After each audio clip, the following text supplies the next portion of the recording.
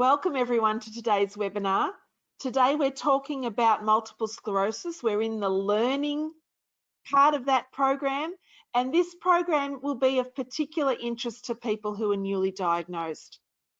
I'm Andrea Salmon and I'm facilitating today's webinar. We start all our programs by acknowledging and paying respect to the traditional custodians, past, present and emerging, on whose lands we meet today, no matter where we're dialing in from. We acknowledge the deep feelings of attachment and the relationship of Aboriginal people to country, and we respect the cultural authority of the elders in each community. It's my pleasure today to introduce you to Jane Bridgman. Jane is a registered nurse with over 6 years' experience in disability and aged care. She's worked with progressive neurological conditions and in the primary healthcare area. Jane's also an internationally certified MS nurse, and she works with us at MS as an MS nurse advisor. So Jane, if you're able to turn on your camera and unmute and say hello, that'd be great. Hello, how are you? Hi Jane, good, thank you. I'm going to hand over to you. Thank you so much.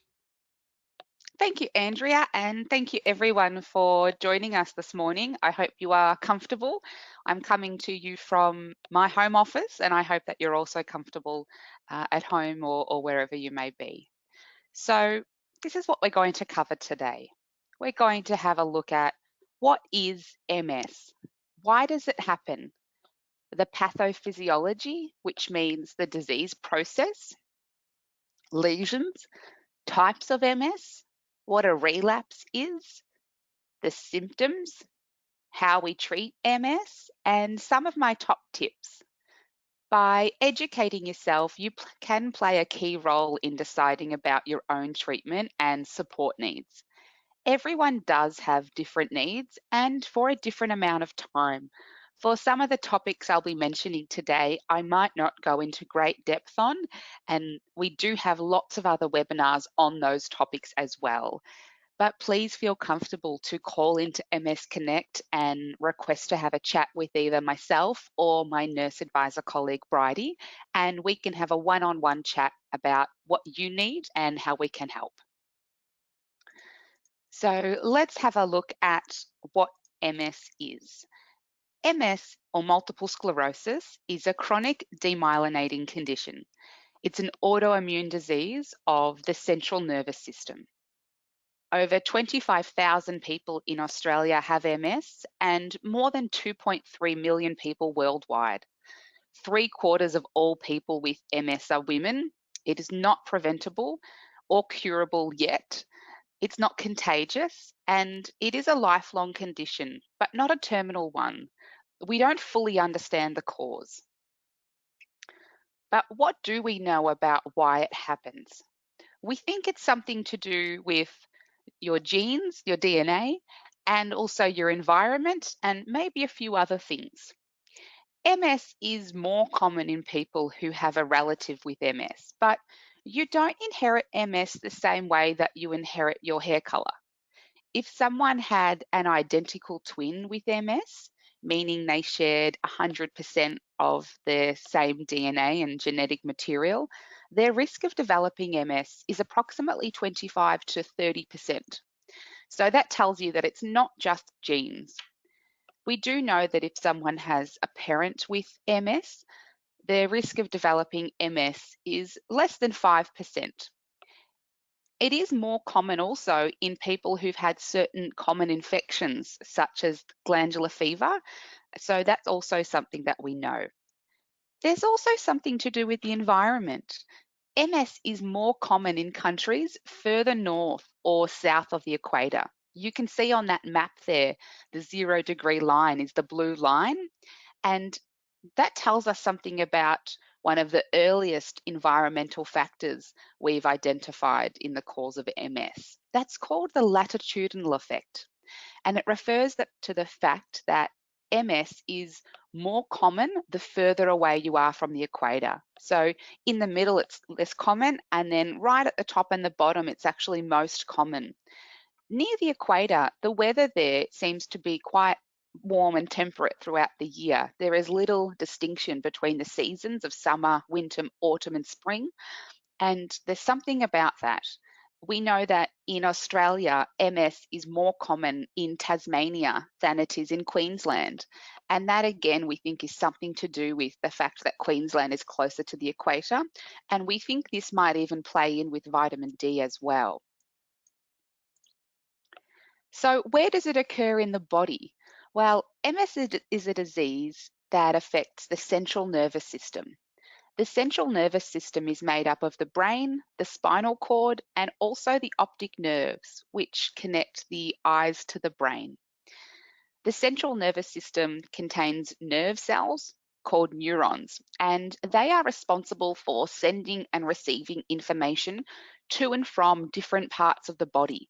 So even though a message might start in the brain, it will travel down the spine and then it actually travels via the peripheral nervous system, say down to the legs or even the arms. And this is how, when we decide we want to lift our arm and wave at someone, that message actually travels through the body. So the damage that's caused to the central nervous system in MS is actually caused by the body's own immune system. So let's have a look at the usual process. We have here a diagram and you can see a neuron. The neuron is the blue thing in the middle there that has the spiky little edges on one end and then travels down acrossways. A neuron is the fundamental cell of the brain and the nervous system. They are made up of dendrites, which is the spiky little part that looks like the fluffy little hair. There's also a cell body, and the nucleus is the darker blue part in the middle, which contains all of the DNA. We also have the axon, which is the long straight part, and there's also an axon terminal at the end. And we have messages, which we call action potentials, and they travel down those nerves in one direction. So they hop from one nerve to the other and move across. The myelin is the most important part for MS. The myelin is those little green kind of bead looking things, and it's a fatty type of insulation that helps the messages travel faster. And there's an oligodendrocyte, which is the octopus looking thing, and that is what makes myelin and keeps it there and provides an energy source. And so oligodendrocytes are quite important. We also have something called the blood-brain barrier. So the yellow background there, that's in the brain, and you can see at the bottom is where the blood system is. And there's a little barrier in the middle. That's called the blood-brain barrier. That's a tightly packed layer of cells, and it lines the brain and the spinal cord.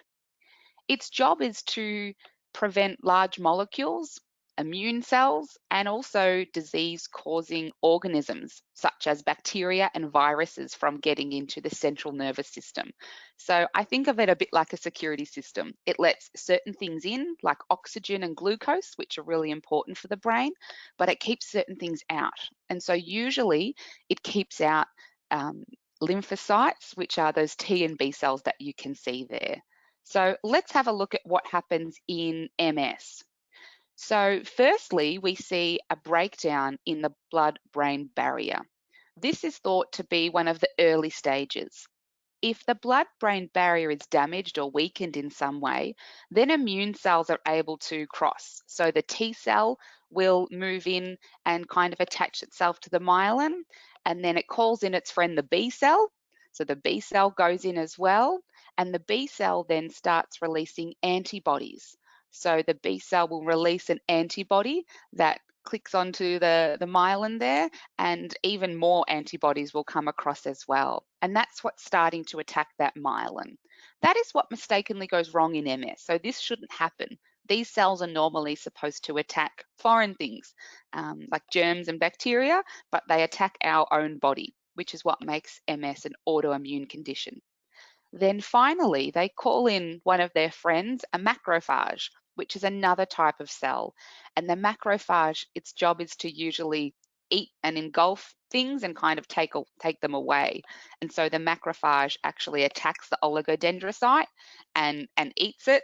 And that is what causes that damage onto that nerve. And so If we click one more time, Andrea, we can see there that the oligodendrocyte has been attacked and kind of can die, and there's demyelination. So you can see the myelin is there, but it's kind of chipped away in little places. I kind of liken that to if a mouse was to chew on an electrical cord and just chip off that rubber coating, it means the messages don't travel as fast. And that action potential that travels down may be slower or distorted. So the main process in MS is that inflammation, and that's what's caused by those white cells attacking and causing damage to the nerves. That leads to demyelination, where that insulation of the nerve, the myelin, is stripped away and the nerve doesn't work as well. Sometimes the demyelination can even cause that particular nerve cell to die, and that's called neurodegeneration. Sometimes the brain can repair this damage though. That's a process called remyelination. And over time, the brain may not be able to keep up with all of that demyelination, and that's what can lead to developing symptoms. The brain is an amazing organ, and there is also some capacity for the brain to reorganize and reroute those messages, and that's called neuroplasticity. Neurons naturally die off with age, and that's normal. And this loss of neurons can also affect our cognitive reserve. Cognitive reserve is very important in MS as it can protect against the negative impacts of MS.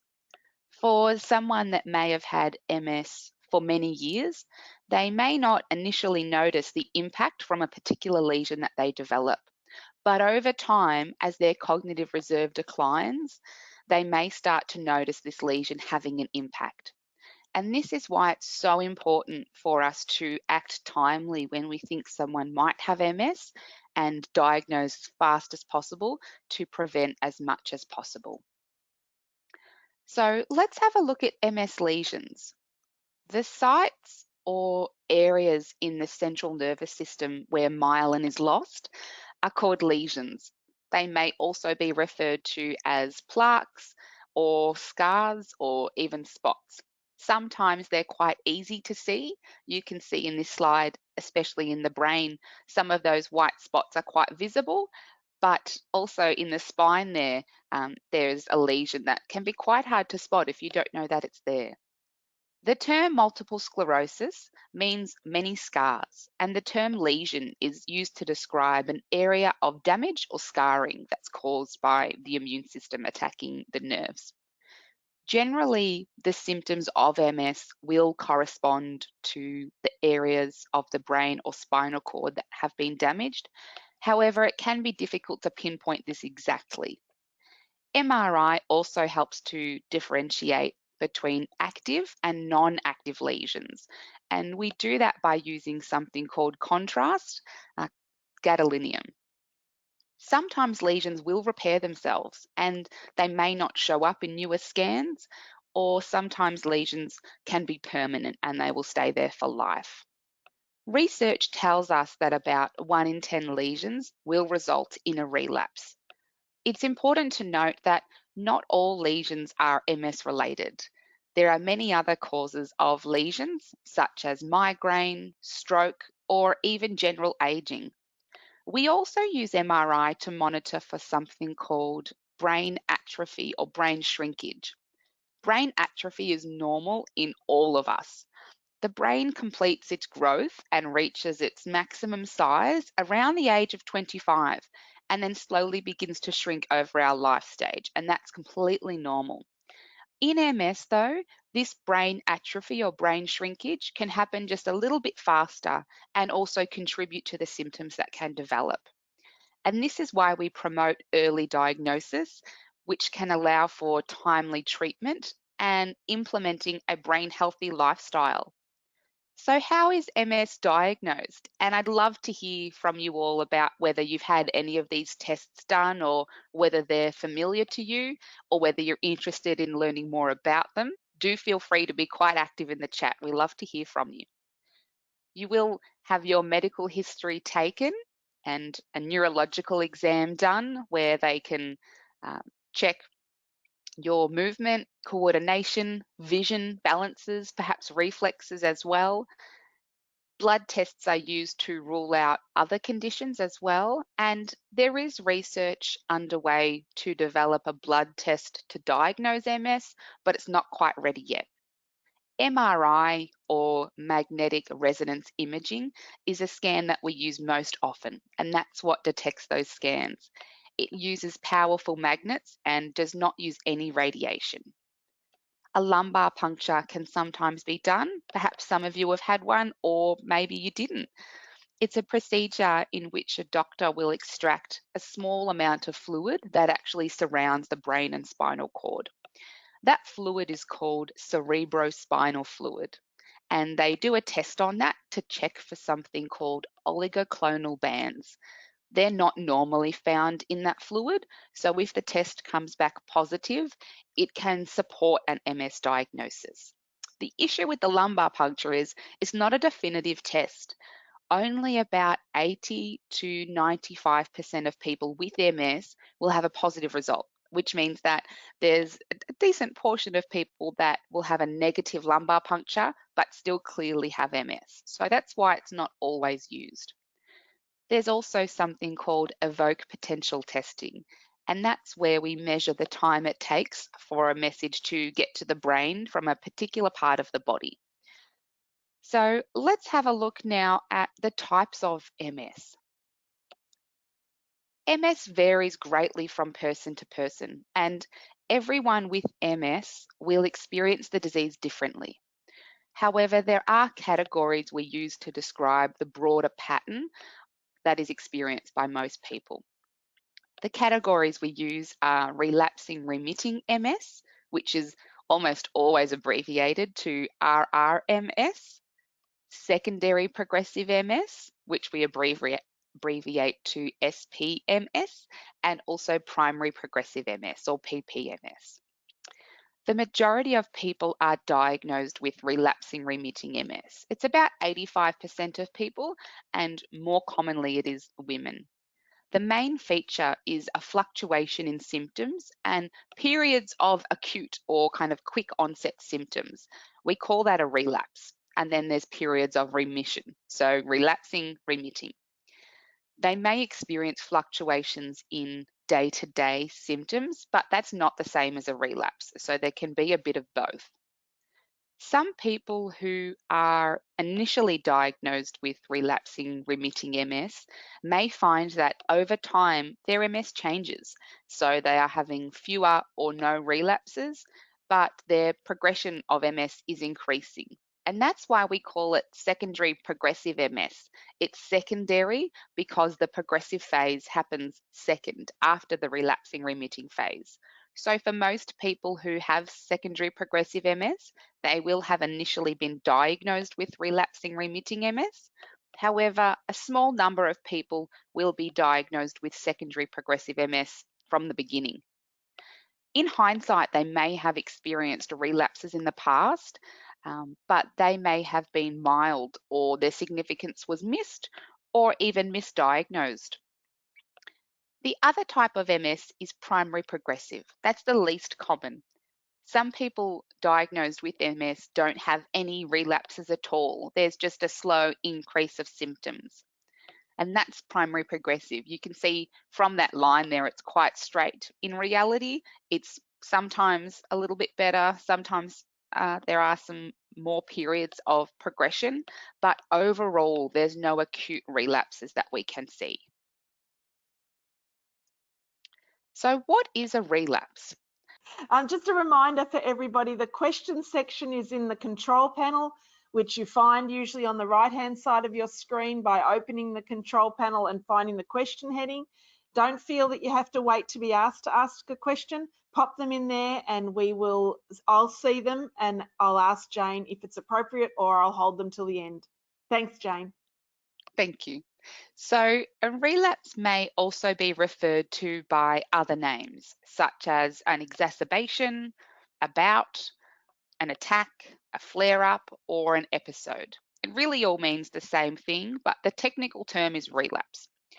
It's formally defined as the development of new symptoms or the temporary worsening or reoccurrence of old symptoms, which is not caused by an infection or any other cause and lasts more than 24 hours.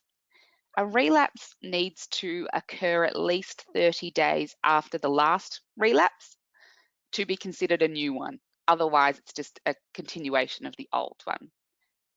A relapse may occur quickly with a sudden and intense onset of symptoms, or gradually with symptoms appearing over a few days or weeks. While some people may experience mild symptoms, for other people it may be more noticeable. It can be difficult to know if you are having a relapse. Most people with MS will have a fluctuation of symptoms at any given time, so it can be hard to tell some days if a change or an increase in your symptoms is part of a relapse or not.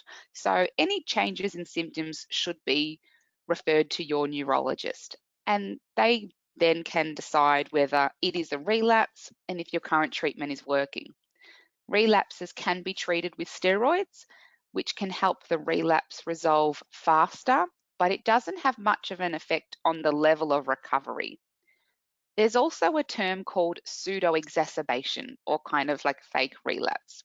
What that means is that people can have an exacerbation of their symptoms, but it's not caused by a new lesion. It's caused by something such as an infection or exercise or heat, for example, something else that is exacerbating and annoying those MS symptoms. And it does feel a bit like a relapse. So with this picture here, you can see the relapse is defined by those kind of little peaks. And the way that I've drawn this is to show that the symptoms can come on quite quickly and you'll get to a peak and then a level of recovery happens slowly. It's a really frustrating time because you're waiting to know how fast these symptoms will go away and also what level of recovery to expect on the other side. Sometimes you may recover all the way back to baseline, but other times you may only recover, say, 80%, and there's some symptoms that will hang around for you. So we need to keep an eye out for those as well. Jane, So a question. Yes. Is there a difference between a main attack and a relapse? Which is an interesting distinction. You know, an attack, that's the same thing as a relapse, isn't it? That's right. I think Okay, sometimes so people just use different words. So an attack is the same thing as a relapse. yeah, thank you. No worries. So let's have a look at some of the symptoms that can occur either in a relapse or outside. There can be many symptoms of MS, but not everybody necessarily experiences them all or to the same degree. And many of the symptoms are invisible. Andrea, do you want to click over to the next slide and we can have a look at what some of the symptoms are? There's a range of symptoms you can see here on the screen, and not everybody will experience all of them, but quite often there's a lot that people will have in common. Everyone's MS is different, so no two people will have the same range or severity of symptoms, even if they are closely related. Some of the common symptoms are invisible though. So that means that we cannot tell a person is experiencing them just by looking at them. So it's kind of like an iceberg, if you will. Family, friends, and work colleagues may not recognize your challenges or your symptoms because you don't look sick. So I made this diagram to show that what people can see by looking at you is only a small part of what's happening with MS, and what you can feel is often so much more. And that can be part of the challenge of living with MS, is that you may not look any different, so people may struggle to understand how you're experiencing those symptoms. So what happens to someone after diagnosis? Well, at some stage, we need to kind of build a team. Who's going to treat the MS? Is it going to be a general neurologist who can treat MS, but also focuses on treating other conditions such as Parkinson's, stroke, migraine, epilepsy, or will you choose an MS specialist neurologist? You could be seen at an MS clinic where they have a specialist team, including an MS nurse, or just a general outpatient department. And you can be seen in the private health system or in the public health system. There is also very good MS medical care. We will need to make some assessment of the type of MS that you have, because that helps us decide about treatment. Very quickly, we'll understand what symptoms you're experiencing now, if you are experiencing any symptoms, and also whether you're having a relapse. If you are, we may start treating those quite promptly. We'll then go on to discuss treatment options and have a chat about, is long-term therapy appropriate? And if it is, which drug do we choose? Because there's a few to choose from. Then we'll go on to start the therapy. Starting treatment as soon as possible is linked with the best long-term outcomes. There are many studies that show that. After that treatment is started, we monitor and review. That's where you, as the person living with MS, should track your symptoms so that we have an idea of what's happening and when. And you should have routine MRI and neurologist appointments to continue reviewing how that treatment is working for you and perhaps what has changed. And if you do have a relapse or breakthrough disease activity, you may go back a few steps here and discuss treatment options. Perhaps the treatment you're on is no longer the best choice and we need to change. And so you might circulate this a few times. So who treats MS? What kind of team are we talking about here? A team approach provides the best outcome for managing MS in a holistic way. The first and fundamental person on your team should be a neurologist. It is best practice for clinicians and general neurologists to refer people suspected of having MS to MS specialist neurologists.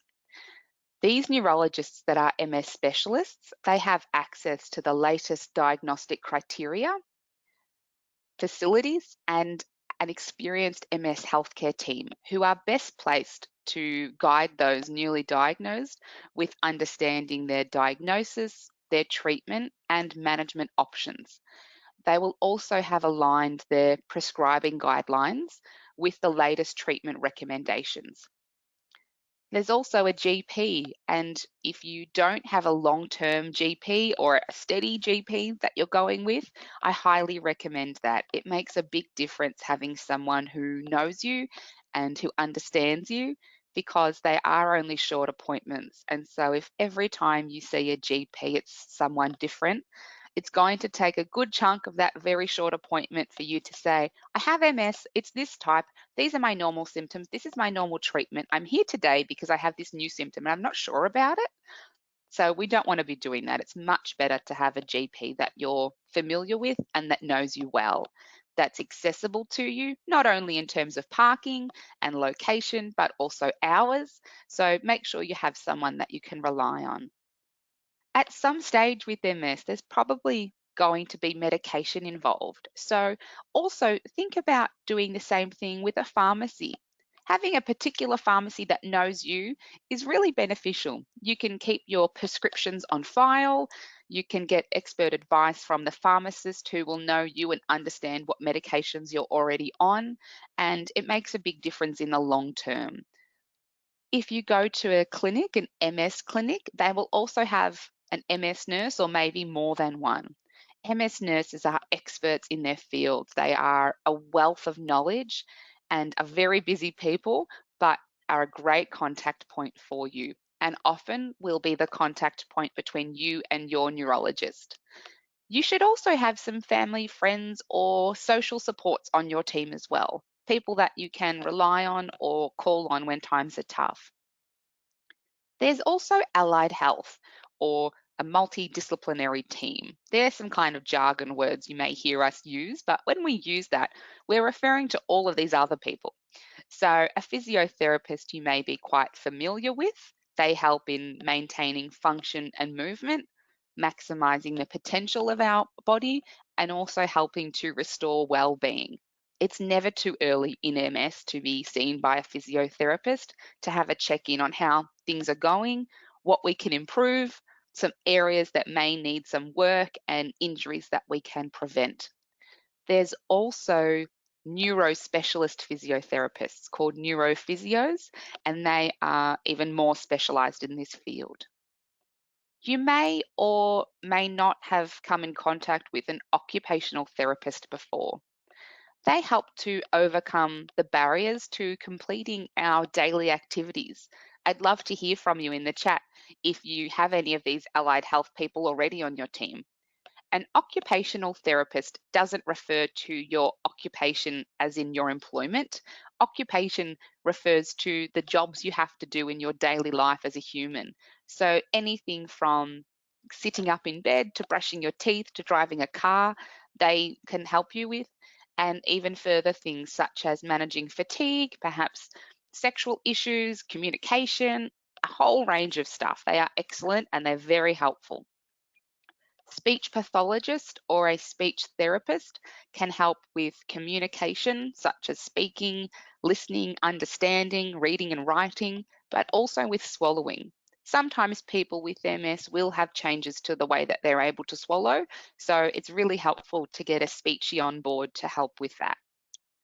A dietitian does help with food and nutrition, and in MS can be very helpful if we're wanting to maximize energy, for example, make sure that you're eating enough of the right kinds of foods, or perhaps you may have bowel or bladder symptoms. And so we want to look at what we're eating and how that can help or hinder those symptoms.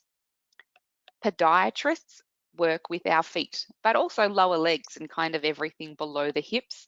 And they don't only trim toenails, they're very good at that, but they can also have a look at the way that we're walking, the footwear that we're using, and it's very helpful to check in with one every once in a while, even if your feet are going well and you can still trim your own toenails, because they can help prevent issues in our future. And it's a long life walking on the feet that we have, so it's good to look after them. An exercise physiologist, that may be a newer term to you. They provide clinical exercise interventions. So they are the experts when we're figuring out that kind of exercise and can be very helpful in supporting people to do those exercises. And also a psychologist. They are experts in mental health. They can genuinely change the way that we think, feel, behave, and react. And it's not just having a safe place to have a chat, but they use specific theories and strategies to actually improve our mental health for the greater good. So I can't emphasize how beneficial it is to have a psychologist on board, especially in this newly diagnosed phase. And there are some formal services as well. We have lots more information about NDIS and even employment support. So don't hesitate to go onto our website to learn about that, or even call into MS Connect. So how is MS treated? Most people will start medication that is a long-term style treatment. We call that disease modifying therapy. This treatment is used in a preventative way and is proven to slow down the progression of MS over time. It's kind of like putting the brakes on, if you will. Sometimes with disease modifying therapy, we're able to stop the MS from progressing at all, but other times we're just kind of turning it down. So if someone wasn't on therapy, perhaps their MS would progress to here, but on therapy, maybe it's only going to be this much. This medication can often be immunosuppressive. There are many different options, and the right choice is different for each person.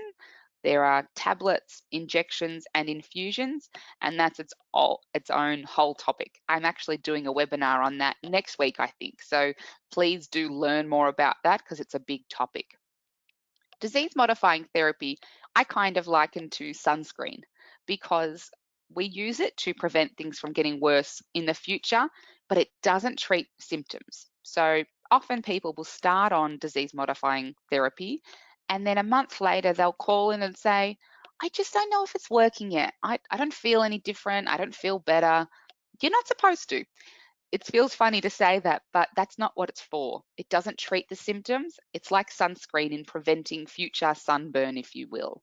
So what is our aloe vera? Or what do we do to make you feel better now? We call that symptom management. So symptom management is when we look at each particular symptom and treat that one by one. It might be pain that you experience, so we might treat that with medication. It may be fatigue that you experience, and we use fatigue management strategies. They are really important things to do. Symptom management is very important, but it won't have any effect on how your MS progresses in the future. And we also have a brain healthy lifestyle. And I kind of liken that to your beach umbrella or your sunglasses or your sun hat. They also can slow disease progression, not to the same extent that disease modifying therapy can or sunscreen can, but sitting in the shade with a hat on is also going to prevent sunburn in the same way that brain healthy lifestyle has a huge benefit on our brain health and how we're able to keep your brain healthy over time. We also use steroids sometimes to help with the immediate response to relapses. So I'm mentioning those lifestyle changes. Let's have a look at what those brain health strategies are. There's an international group that have been looking at brain health and MS. They have come up with a set of guidelines for how MS can be managed in the optimum way, both medically, but also in lifestyle changes and what someone with MS can do to get the best outcome for themselves. This is what they have come up with and recommended for all people with MS. So let me share them with you. Keep physically active. Higher levels of aerobic fitness are associated with faster information processing and preserved brain tissue volume. This suggests that being as active as possible may help to preserve brain health in people with MS. We also want to keep our weight under control. Obesity is associated with higher numbers of lesions than maintaining a healthy weight. Keeping your mind active, being involved in education, reading, having hobbies, being artistic or creative, that can help protect against cognitive problems in MS when pursued over a lifetime. So you can't just do a Sudoku this afternoon and think, done, tick that box. You have to do these things consistently for the rest of your life, but it will make a difference. And avoid smoking. Cigarette smoking is associated with decreased brain volume in people with MS, as well as higher relapse rates, increased disability progression, more cognitive problems, and scarily can even shorten life. And this is also related with drinking unsafe levels of alcohol. So do watch how much you drink and be sure to drink plenty of water. You should also take medications prescribed for your other health conditions. If you have any other diseases or health conditions, you need to be responsible for monitoring and managing them. That might mean that you have to take medication for high blood pressure or diabetes or cholesterol, but managing these conditions is really important because those conditions can actually worsen how MS progresses over time if we don't manage them well. So, what are some of my top tips, especially in the newly diagnosed phase? I think survive, then thrive. It's a really tough time when you're going through that shock and impact, and often we kind of go back into our shell a little bit and just do the bare minimum. So, focus on a few core elements of wellness here. Sleep is a fundamental. You need to get some sleep. If you're having trouble with sleep, that's not uncommon. A lot of people with MS have difficulty in sleeping. Perhaps you may have difficulty falling asleep at night because you're anxious and worried about things, or maybe you get to sleep really easily, but you're waking up several times overnight to go to the bathroom. Or perhaps you're quite comfortable when you go to bed, but your legs are really painful and uncomfortable. And so that means that you can't fall asleep easily. If you are having trouble with sleep, do speak with your doctor about it because it is the fundamental of how we feel the next day. Have a think about your diet. Eat enough of the right kinds of foods. Often when we think of our diet, we think, oh, I should cut this out. I'm eating too much of that. And that's important to do, and I'd love you to do that at some stage. But even right at the start, just think about, am I including enough of the good stuff? So add in lots of fresh fruit and vegetables and add the good stuff in, and we'll take the bad stuff out too. What about your fluid intake? Are you drinking plenty of water? For most people, we should be drinking about 2 litres or a bit more a day. There are a few health conditions in which we shouldn't drink too much water. So before making any drastic changes, do have a chat with your GP. But for most people, plenty of water is very important, including for our brain health. We also want to limit caffeine and alcohol. Physical activity. Do some kind of movement every day. It's really important, and having that daily habit is what will get you through when you're having tough times. If you're feeling great in your physical body and you really enjoy working out hard or fast, going for runs, really hectic workouts, that's wonderful. But if that's not for you, or your body's just not supporting that at the moment, that's okay. But commit to that daily practice of something. Maybe you go on YouTube and watch a 15-minute chair yoga video. That's okay. As long as you do something every day, it's really going to make a big difference. And also get outside. I don't know about you, but I'm in Melbourne where we've had our COVID lockdown going for quite some time, and it can be very tempting not to even go outside. So do go outside and get some fresh air every day if you can, and do get some sunshine safely when you can as well. Also have a think about your mental health.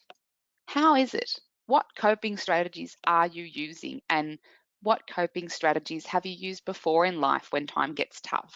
Would you benefit from some help in this area? Are there negatives and stresses in your life that we can kind of delay, postpone, or delegate to someone else? Maybe you'd put your hand up to organise the family Kris Kringle. Can you delegate this out to someone else this year? That might just be one less thing that's on your plate that you have to worry about. With a diagnosis of MS, there's a loss of control and often a presence in your life of a lot of unwanted negative things. And whilst we can't get rid of some of those things, by adding in something positive, we can kind of tilt the scales back a little bit in our favour. So have a think about if we can add anything in that's fun, enjoyable, or nice into your life at the moment. It's not going to fix everything, and I know that, but looking back on this time, you'll say, gosh, that was a really tough time, but I really enjoyed those Sunday night family dinners, or the fact that we did X or Y. It just makes it a little bit more bearable and can offer a moment of joy in a really tough time. What about managing the medical stuff? Write down everything. And we have actually written down these top tips. They'll be sent as an attachment with the slides as well. But write down everything, any questions you ask, any answers that are given to you, any details, dates, everything. Write it all down, because lots of it is foreign information, but also it's a lot to remember. Keep a running list of questions. Questions that you have will come up all the time, and the quicker you can write them down, the quicker you don't have to worry about them anymore. And then when you have your appointment, you might sift through that list and just pick a few key ones. Keep all of your important paperwork in one spot, like a folder. You'll get business cards, information sheets, you might get pathology slips for blood tests or MRIs. So keep them all in one spot. Take someone with you to your appointments if you can. It's really helpful to have a support person there to look after you, not just physically, but I mean emotionally, someone that can hold your hand and be there for you, but also just make sure that you do get all your questions answered, or they may have extra questions you didn't think of. You should always be honest with your medical team as well. I know it's really hard to talk about some things, especially with strangers. Maybe you're having changes with your mood and you're feeling really down or really worried, but you don't want to share that. It's so important to share that. It may be that you're experiencing embarrassing symptoms like continence changes or changes to your sexual function, or perhaps some of the lifestyle choices that you have, whether it's the way that you drink alcohol or use drugs. It's so important to be honest with your team, because they are the ones that can help you the best, and they can only treat you with what they know. Establish some clarity around communication with your neurologist or MS clinic. Ask them some questions like, in between appointments, what kinds of things should I contact you about? Perhaps, how should I contact you? By phone or email? How long will it take for you to get back to me? Perhaps that's just about understanding what to expect. So if you call and they say, look, we'll get back to you in about 2 days, then you think, okay, I've left that message. I can wait for them to get back to me. But if they say roughly 2 days and then it's been 4 or 5 days, you know that perhaps you need to call again, or they perhaps have lost the message. What about if I think I'm having a relapse? What should I do? Or if my neurologist is unreachable, is there another person or medical service that you prefer that I go to, such as a particular hospital? Or if I think I'm having a new symptom, how long should I wait before contacting you? Let's have a look at managing our social environment. Have a think about those people around you. Who is helping? There will be some people in your life that are really making this better, and that's wonderful. And sometimes we're surprised by who that is. But also, who isn't helping? There may be some people that are adding negativity or stress at the moment in your life. Have a think about how we can manage this, and do we need to set some barriers here? And different people are better for different things. You may have a particular friend that you feel really comfortable going to for those deep and meaningful conversations, but you may go to someone totally different for a laugh and some positivity and some light-hearted conversation, and that's okay. So if you find yourself in a particular mood, know which of your friends or your people are better for what. There will be lots of people saying things like, let me know if there's anything I can do. I'm here if you need. And often people want to help, but they don't know how. And it makes them feel better if they can do something for you. But also, some of that stuff is kind of helpful. So take them up on that offer. Maybe it's something practical. Maybe they can drop off some meals or organize for them to be delivered. Maybe mow the lawn, walk the dog. If you've got kids, maybe you can offload them to someone for the afternoon or for a sleepover, or get some groceries done or run some errands. And I know with COVID, not all of this is possible, but you get the general idea. Maybe it's something social. Maybe you'd like to catch up with them, but it's just too hard for you to decide when and where and how. So maybe they can organize the time and they can bring the food. Things like that make a big difference. Also, there are some gifts that make it a little bit easier. You might be spending a bit more time hanging out at home, so comfy PJs are always nice. What about if you're planning on going to hospital for something? An extra long phone charging cord is groundbreaking. Take it from a nurse. The standard cords are never long enough, so that makes a big difference. Maybe you're scheduled for an infusion for your MS treatment, so get someone to make you a goodie bag, some magazines, some snacks, maybe a nice letter, so that once you've gone into the hospital and you sit down and the infusion has started and the nurse says, all right, I'm just going to be over here if you need me, and you sit there and you're waiting for something to happen, instead of just feeling anxious, you can go, oh, I've got something nice to look forward to and I'm going to look into that bag. Maybe it's about communication. Don't be afraid to outline to your people what you want to hear. You may be feeling devastated and in real grief about this, and you might be hearing things like, that's all right, you'll get through it, it's going to be okay. And you might think, I know I'm going to get through it, but I just don't want to have to get through it. This is annoying, this is frustrating. So let them know what you want to hear or don't want to hear. It may be that you don't want people to ask you about your MS every single time you speak to them. It's really tough every time you walk into a room when people go, how are you? Maybe you set rules to say you can ask me about my MS once per day, or you don't get to bring it up. I'll tell you about it when I want to. Otherwise, treat me normally. And there's even benefit in them learning about MS. I recently recorded a webinar that is for family and friends of people who are newly diagnosed of MS. So that's a good one for them to watch and learn a bit about it. What about priorities? What to do and when? We've talked about so much stuff, it can be exhausting to think, how am I supposed to get all this done and what am I supposed to do? It's really important that you're strategic with your time and energy. And also think about the benefit in expert advice. There may be some important decisions that you want to make or need to make. So have a think about what you need to know and who you can ask. And please give us a call at MS Connect. We're very good at answering those questions. I've also included in the handouts a way to categorize your priorities or your to-do list with the Moscow method. It's basically an acronym. So M stands for must do. These are the tasks that you absolutely have to get done, non-negotiable. You want to do it, you need to do it. The next priority is the should do tasks. They are things that you should probably get done and you will eventually, but they're just a little bit of a lower priority. The C stands for could do.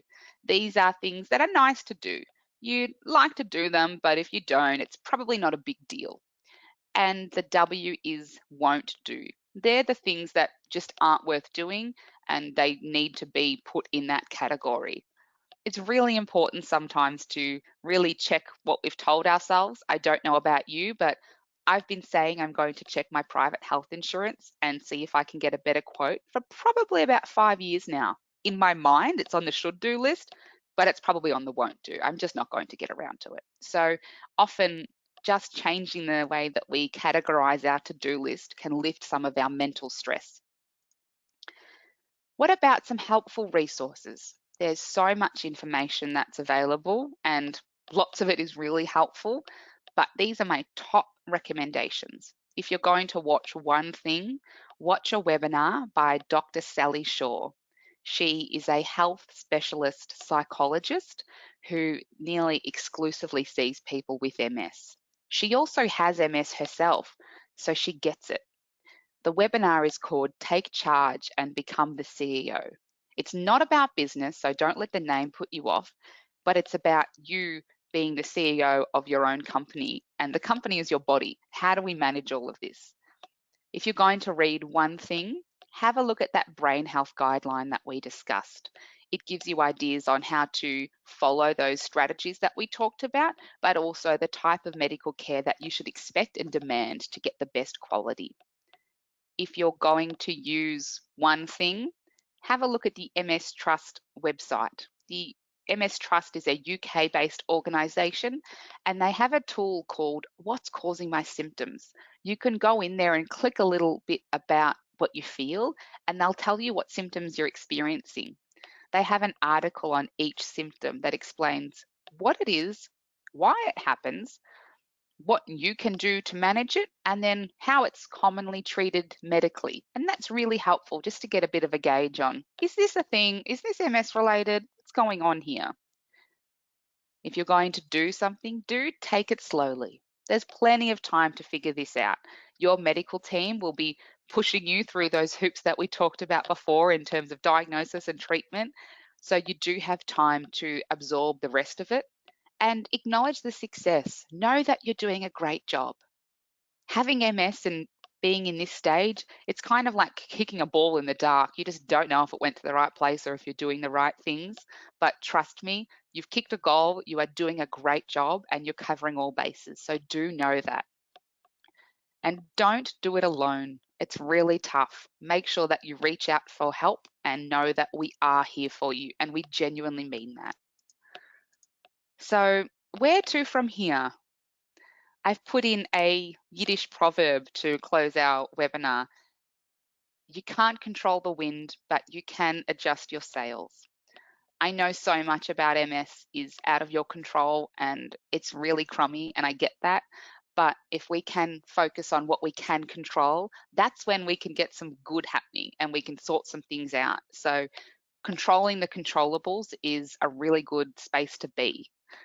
So Andrea, that's it from me. I'd love to hand back over to you and hear if we've had any questions or feedback. Thanks, Jane. There's been lots of commentary coming in. I've been having some little side conversations with people along the way as well. We love your questions and comments. Thank you, Jane. It's fabulous information. You've given us lots of the detail that people, like to hear, and have a better understanding of, as well as lots of the approaches for how we can live well when we're diagnosed with MS. So just a reminder, we've talked a couple of times about MS Connect. They're a great team. Feel free to call anytime. If you need to leave a message, please do so. And even if you want to let the team know what time you'd like a call back, they're operating longer than normal office hours, 8:30 till 6. So please leave a message if you can't get straight through. We've got a fabulous peer support team as well. So if in actual fact you're thinking, I'd really like to talk to someone who's been living longer with MS, maybe you're new to the whole area, and the peers are people who are living with MS who have been through peer support training, and they are able to provide one-on-one phone support, as well as many of them run support groups. A lot of those support groups are now operating online, so there's lots of ways for you to connect with other people and just share that experience with them. On the screen there, you can see Kat and Kim and Ange. They're our peer support coordinators. So let me double check. Lots of thank yous coming in. And a couple of questions around some of the other webinars we mentioned. I would always recommend people go to our website, ms.org.au, and then in the search box, you can pop in webinar library, and that will bring up a very overwhelming list of webinar recordings. And any of the new ones, we're trying to put a little new symbol beside it so you can pick out that these are the ones that have most recently been put on.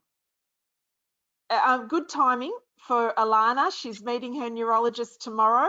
So take on board some of those strategies that Jane was talking about around having your questions written down, work out a way of communicating with your neurologist between appointments. That's fantastic. And if we can help you with that, let us know. I think that's so important because you may not need to do it today, but there will be a time where you'll be at home and you'll think, oh my God, something's happened. What am I supposed to do? And that's when you run to the fridge and you lift off the magnet and you pull the paper down and go, they said to call me this way or email that way, and it'll handle like this. And it's so helpful to know what to do in those situations. Yeah, absolutely. A team of health professionals, that's not always something that we can provide recommendations on. However, one suggestion I would make would be you might want to talk to your GP about the care plan, Jane. What's the correct term for the I think it's called your chronic disease management plan. Disease. So yeah. under Medicare, you are eligible to get, I think it's 5 subsidised consultations per year under Allied Health. You don't have to use all 5 with one specialty, so just physio. You could use one with physio and a couple for speech and one for OT. So under Medicare, that is available, and there's also other ways. So if you're interested in Allied Health, have a call into MS Connect and even ask to have a chat with me or Bridie, and we can chat with you about maybe what Allied Health would be helpful, how to access them in terms of who pays for that and how do I organise it, and maybe who's better in my area or specialised in the field, because closest to you, your geographical location sometimes is better, but sometimes it's worth traveling or using the telehealth option for a specialist in that field. So do give us a call and we can run through that with you. It's very easy for us to do. That's fabulous. I think we've covered most people's questions. There's a lot here. So if you feel that your question hasn't been answered, please follow us up. Either go straight to MS Connect or you can email education@ms.org.au and we will follow up your questions. Thank you, Jane, so much for your time in preparing for today.